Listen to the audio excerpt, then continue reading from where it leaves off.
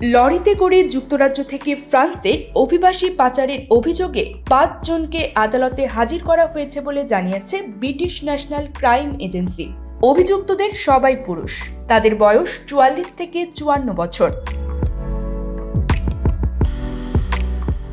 ২০ November সকালে তাদের গ্রেপ্তার করা হয়। পরদিন অর্থাৎ ২১ নভেম্বর ওয়েস্টমিনস্টার ম্যাজিস্ট্রেট আদালতে হাজির করা হয় তাদের। অভিবাসীদের অনিয়মিত পথে যুক্তরাজ্য থেকে ইউরোপীয় ইউনিয়নের দেশ ফ্রান্সে পৌঁছাতে সহযোগিতা করার অভিযোগ আনা হয়েছে তাদের বিরুদ্ধে।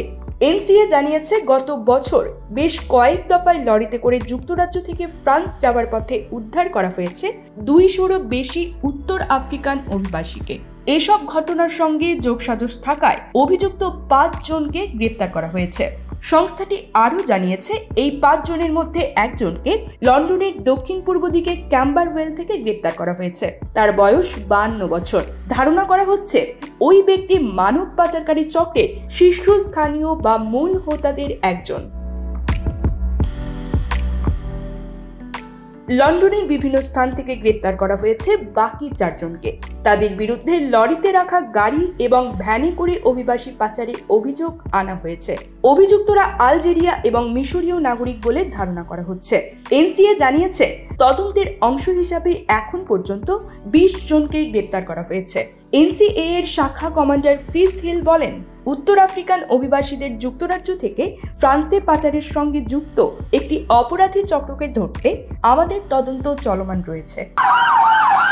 ক্রিমিনাল কিংবা পুলিশ কেস নিয়ে জীবন বিপর্যস্ত, ব্রিট সলিসিটরস রয়েছে আপনার পাশে। এসব গ্রেপ্তার তদন্তের অগ্রগতির ক্ষেত্রে একটি মাইল ফলক। তিনি আরও বলেন, মানব পাচারকারীরা অভিবাসীদের নিরাপত্তা নিয়েও চিন্তিত নয় বা তাদের সঙ্গে মানবিক আচরণও করে না।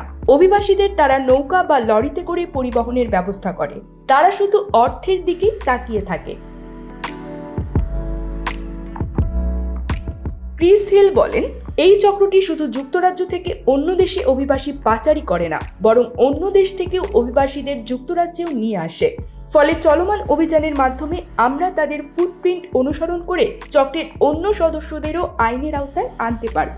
বৃহস্পতিবার যুক্তরাজ্যের নটিংহাম ক্রাউন কোর্টে আনা হয় মানব পাচারে জড়িত আরেক সন্দেহভাজনকে। এনসিএ জানিয়েছে, ফ্রান্স ও বেলজিয়াম থেকে অভিবাসী পাচার এবং যুক্তরাজ্যে অনিয়মিত অভিবাসনে জড়িত থাকার অভিযোগ রয়েছে তার বিরুদ্ধে। ৪৬ বছর বয়সী এই সন্দেহভাজনকে স্পেন থেকে যুক্তরাজ্যে ফেরত পাঠানো হয়েছে।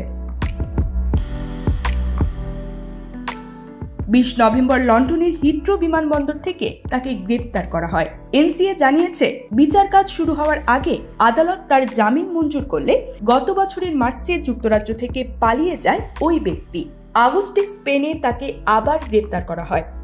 News desk, Brit TV.